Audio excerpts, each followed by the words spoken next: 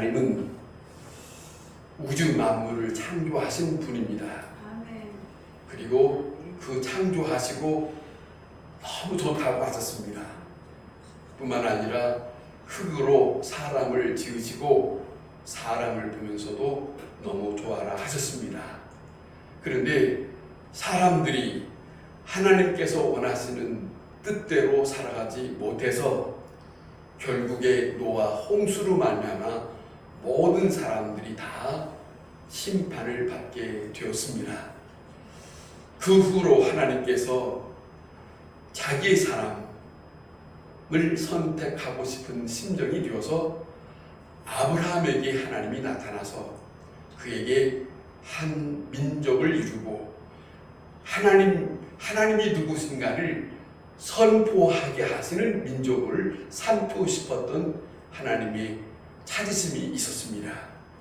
그리고 그 아브라함에게 약속하셨습니다. 그런데 그 약속은 아브라함에게만 속한 약속, 단순한 그 약속이 아니라 아브라함 그 후손들에게, 그리고 그 민족이 이루어지는 이스라엘에게 주어지는 영원한 약속이라고 그렇게 누누이 구약성경이 말씀하고 있는 것을 우리는 기억하고 있습니다. 여러분, 한 사람으로 통해서 시작해서 한 민족을 이루고, 하나님은 이스라엘 백성을 하나님은 하나님의 백성으로 여기시고 그들을 대하던 것을 잘 압니다. 그런데 아브라함에게 하나님은 이렇게 말씀하셨습니다. 이 말씀을 꼭 잊어버리지 말고 기억하시기 바랍니다. 너를 축복하는 자에게는 내가 복을 내리고 너를 저주하는 자에게는 내가 저주하리라 라고 말씀하셨어요. 아브라함에게. 이 말씀이 지금 이스라엘 민족에게 똑같이 적용되고 있다는 겁니다. 많은 민족들이 있습니다. 이스라엘을 놓고. 그런데 이스라엘을 놓고 아브라함에게 하나님이 말씀하신 너를 축복하는 자에게 복을 주고 너를 저주하는 자에게 그들에게 저주하겠다 하는 하나님의 말씀이에요. 다시 말씀드리면 이 백성은 하나님이 붙들고 있는 백성이고, 이 백성은 하나님이 말씀하시는 백성이고, 이 백성을 통해서 온 세상에 자기 자신을 드러내게 하려고 하는 목적이 있는 것이거든요. 그러니까 이 백성을 함부로 건드리지 마라, 오히려 축복하라, 이랬어요.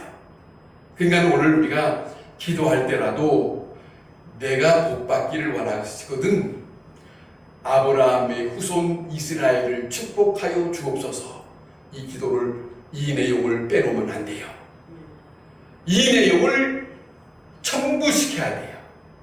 하나님이여 이스라엘에게 약속한 것을 기억하시고 저들의 잘못을 사하시고 저들을 하나님께서 다시 원하시는 대로 일으켜 주옵소서. 이것이 아버지의 뜻과 같이 가는 것이거든요. 하늘 아버지에게 복을 받기 위해서는 아버지의 뜻과 함께 할 때 아버지가 기뻐하거든요. 그 모습이 우리가 성경에서 있지 않습니까? 이렇게 관심이 있어요. 이스라엘에게. 그러면서 이스라엘에게 누누이 그들에게 말씀하시는 게 있습니다. 내가 너희를 애굽에서 인도해낸 여호와 하나님인 것을 잊지 마라. 그 민족에게 내가 너희에게 구원자다 하는 것을 누누이 말씀하셨어요. 누누이 말씀하셨어요. 그리고 이 말씀입니다. 나는 너희와 항상 함께 할 것이니라. 이것이 하나님이 택한 아브라함의 그 후손 이스라엘 백성들에게 말씀하시는 엄청난 힘이요 능력이요 권세가 함께 있는 그 민족입니다. 그런데 이스라엘 민족을 하나님이 아브라함에게 약속한 대로 가나안 땅에서 살게 하셨지만은 야속하게도 저 민족이 하나님의 말씀을 따르지 않았습니다. 하나님이 방금 말씀하신 것처럼 내가 너희를 애굽에서 인도해낸 나 여호와다라고 하는 말씀을 그렇게 말씀을 주셨지만은 이 이스라엘 백성들이 하나님을 등지고 다른 우상을 섬겼던 일이 있어요. 마음이 속상하지 않겠습니까? 마음이 괴롭지 않겠습니까? 저 백성에게는 내가 있는데, 저 백성에게는 내가 구원자인데, 이런 심정으로 주님의 마음에는 너무 속상한 것이거든요. 그런데 이 이스라엘 백성들을 자기들의 삶을 반복적으로 그렇게 살았어요. 반복적으로 우상을 섬기고 죄를 짓고 하나님 앞에 의로운 것을 나타내지 못하고 그렇게 살아가는 것을 반복해서 살았어요. 저들이 때때로 그 중에는 하나님을 찾고 찾는 자가 있어서 그 문제를 해결할 때가 있었어요. 그런데 순간적이었어요. 기지를 못했어요. 두고 보다가 안 되겠다 싶어서 신약성경 저희 히브리서에는 그런 말을 합니다. 친자이기 때문에 징계한다는 거예요. 남의 자식을 징계하지 않는다. 친자식이기 때문에 이스라엘 백성을 하나님은 징계하시는데 그 당시에 큰 나라인 바벨론 나라를 통해서 이스라엘을 점령하게 하고 모든 것을 빼앗아가게 하고 이 민족들이 다 흩어지게 만들었어요. 남의 나라에 다 뿔뿔이 흩어지게 만드신 하나님. 왜 그랬을까? 마치 사람들이 부모가 자기 자식과 함께 잘 지냈으면 좋겠는데 말 안 들으니까 너 이놈 두고 보자. 남의 집에 가서 살아라 하고 내쫓았어요. 내쫓았다고 해서 그 부모의 마음이 편할 리가 없잖아요. 그 자식이 내쫓았지만 어떻게 지내는지 그 자식에 대한 생각을 떨칠 수 없는 그 부모 육신의 마음에도 그런 마음이 있듯이 이 하나님의 마음에도 그 마음을 떨칠 수가 없었습니다. 이스라엘 백성들에게 바벨론의 70년 동안을 남의 나라에 가서 고생하도록 했습니다. 고생하도록 내보내시고 하나님은 이렇게 표현합니다.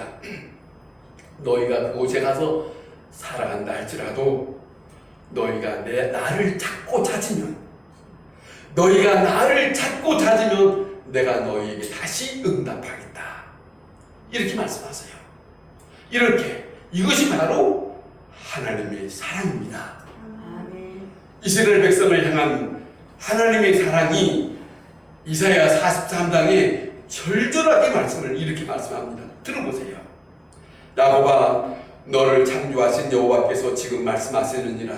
이스라엘아 너를 지으시니까 말씀하시느니라. 너는 두려워하지 말라. 내가 너를 구속하였고 내가 너를 지명하여 불렀나니 너는 내 것이니라. 이어서 네가 물 가운데로 지나갈 때에 내가 너와 함께할 것이라. 강을 건널 때에 물이 너를 침몰하지 못할 것이며 네가 불 가운데로 지날 때에 타지 아니할 것이며 불꽃이 너를 사르지 못할지라. 또 이어서 나는 여호와 네 하나님이라. 이스라엘의 거룩한 이는 이요 네 구원자이니라. 내가 애굽을 너희 속량물로 구스와 스바를 너를 대신하여 주었노라.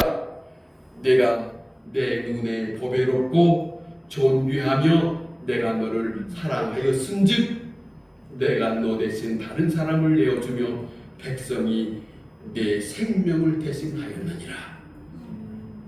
절절해요.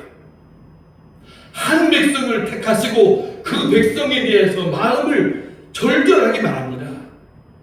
내 마음은 너희들에게 이런 마음이다. 내 마음을 너희가 알았으면 좋겠다.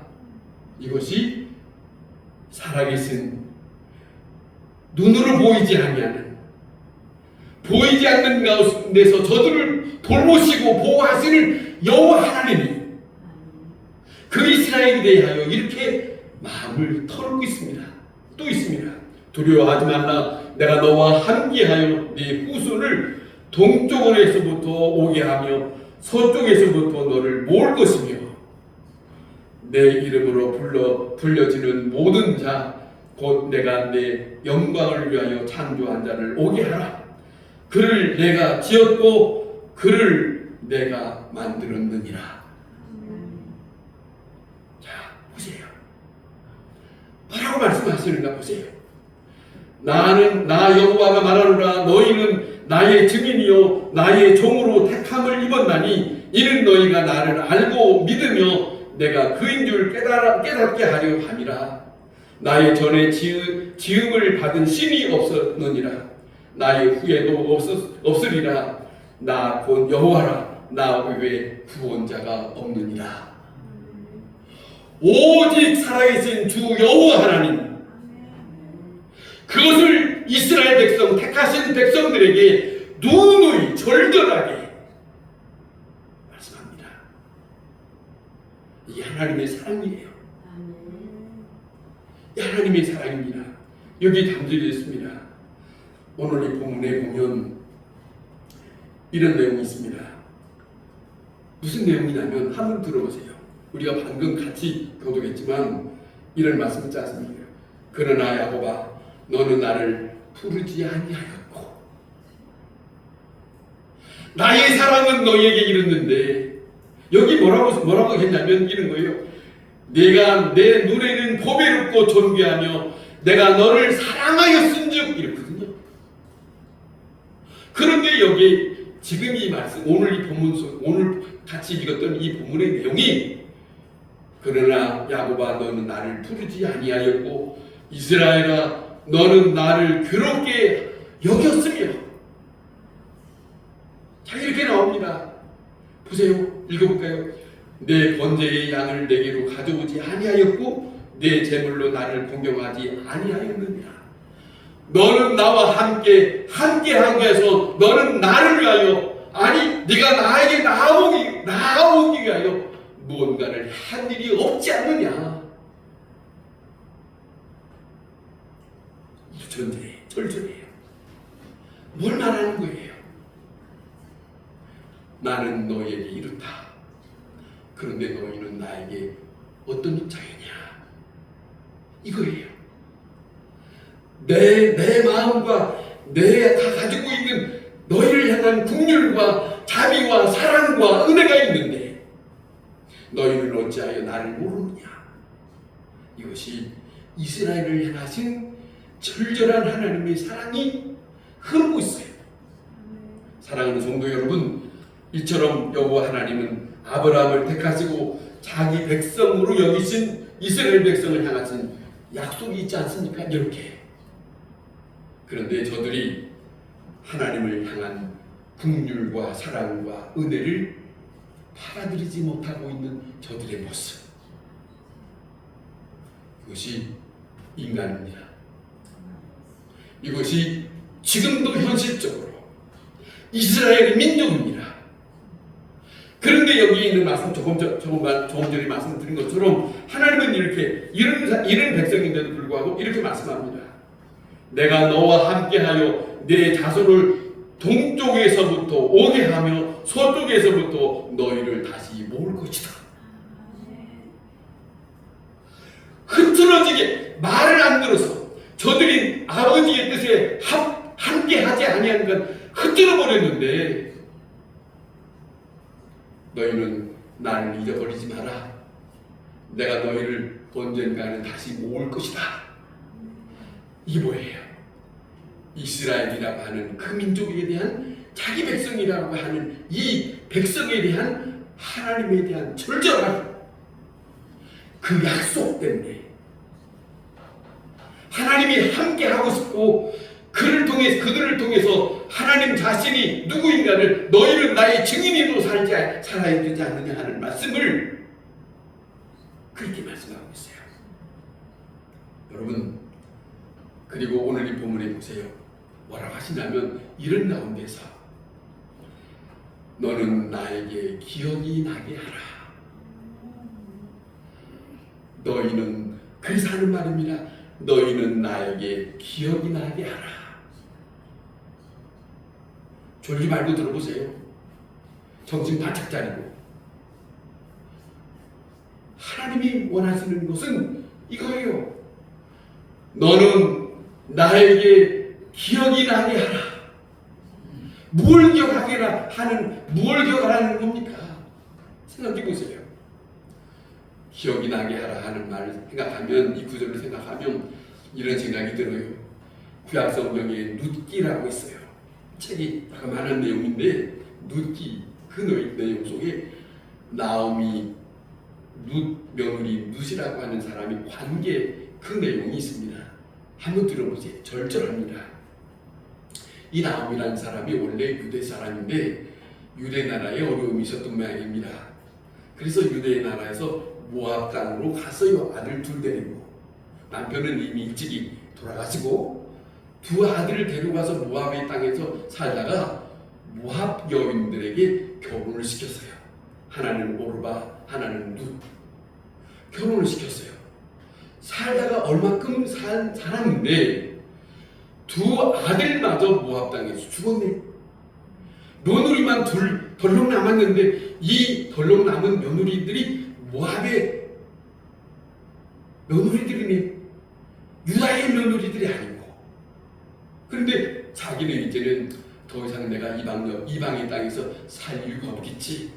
그리고 내가 본국으로 내 나라로 가야겠다 싶어서 며느리들 둘 놓고 말합니다. 너희들이 이제 나를 떠나서 내가 너희에게 뭘 해줄 수 없으니까 너희들이 이제 다시 돌아가거라. 오르바라고 하는 며느리는 다시 갔습니다.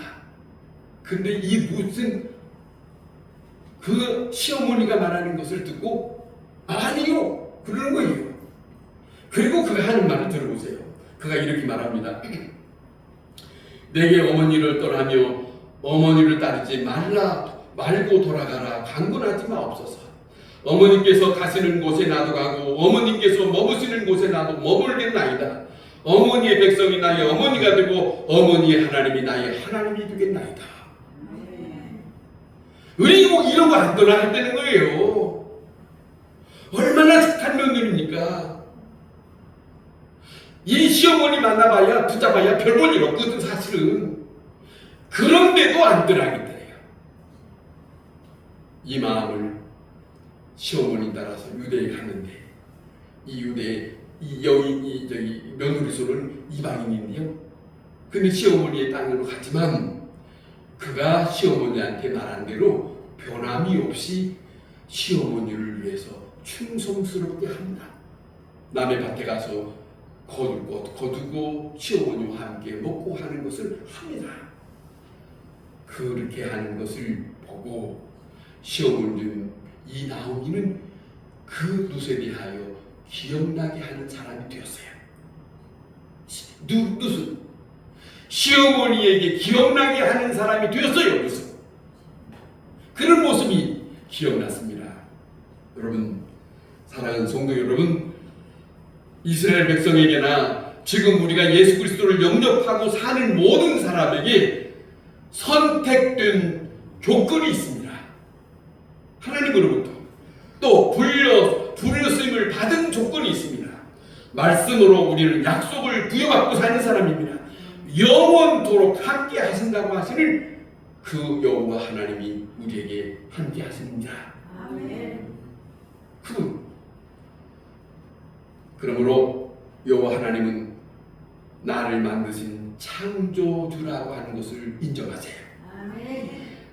나를 택하시고 구원하신 구원자라고 하는 것을 인정하세요. 아멘. 더 나아가서 여호와의 말씀을 믿고 그 말씀을 말씀하신 그 말씀이 내게 이루실 거라는 것을 그 약속을 믿고 주님 앞에 떠나지 않는 삶을 살아가는 것이 오늘 여기에 이를 말씀하거든요. 너는 나에게 기억이 나게 하라. 그러면서 너는 말하여 내가 의로움을 나타내라. 너의 의로움을 나타내라. 주님의 말씀을 듣고 주님의 뜻을 쫓아 그분과 함께하는 것이 우리의 의로움을 나타내는 것이에요. 그것이 오늘 본문의 말씀처럼 너는 나를 기억이 나게 하라 하는 것처럼 우리는 그분에게 기억나게 하는 사람이 될 수 있습니다. 그 말입니다. 여러분, 여호와 하나님은 나를 창조하신 분이라는 걸 잊지 마세요. 오늘 본문에 말씀합니다. 이런 말씀합니다. 나 곧 나는 너희를 위하여 내 허물을 도말했다. 내 죄를 기억하지 아니하리라. 보세요. 이 말씀을, 오늘 이 본문의 말씀은 이겁니다. 다시금 하나님의 사랑을 비춥니다.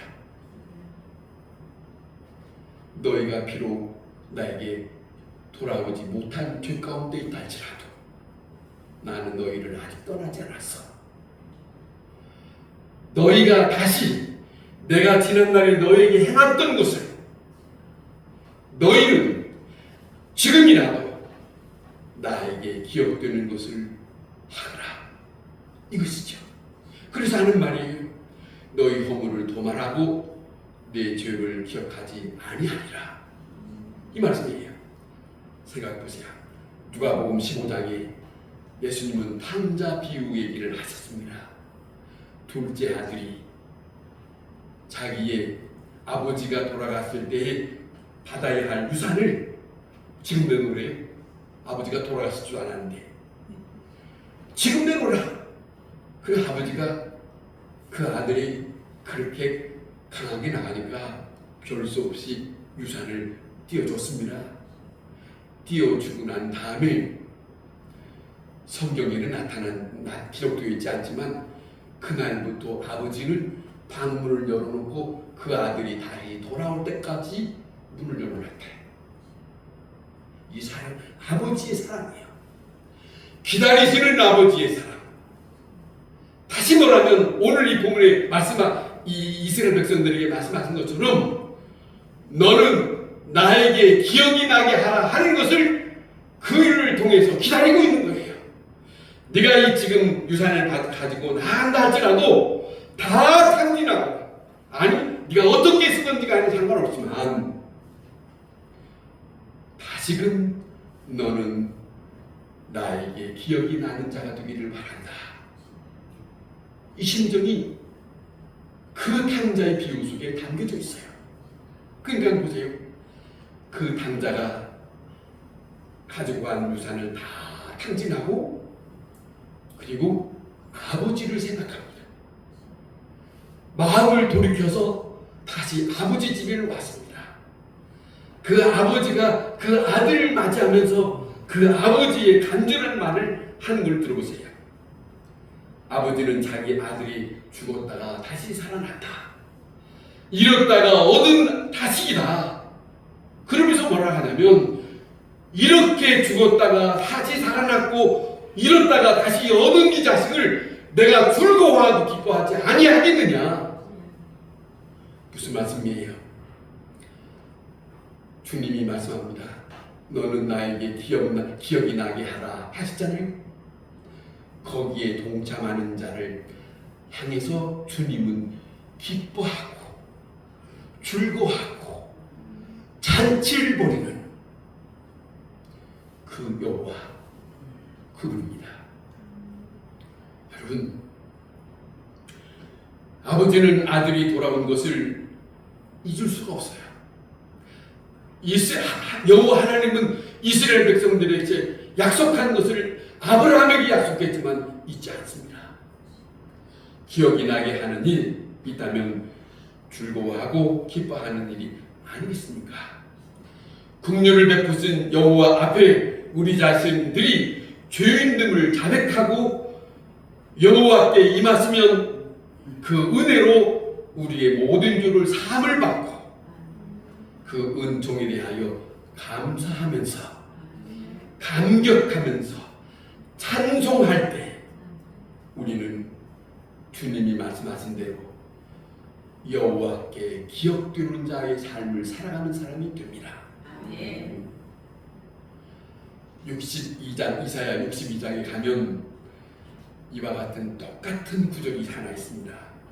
그 구절을 잠시 보면은 그 구절에 어떤 구절이 있느냐면 거기에서는 예루살렘에 대한 말씀을 하시면서 말씀합니다. 예루살렘에 대해서 다시 그 예루살렘을 다시 회복하겠다고 그걸 말씀하세요. 다시 회복하겠다. 너희는 여호와께서 기억되는 자들아 그래요. 감동을 받았어요. 우리가 주님이 바라시는 뜻이 있습니다. 너는 나에게 기억이 나게 하라. 이 말씀을 주님의 음성으로 듣고 우리의 삶 속에서 주 여호와와 함께하는 삶이 될 수 있기를 바랍니다. 아멘.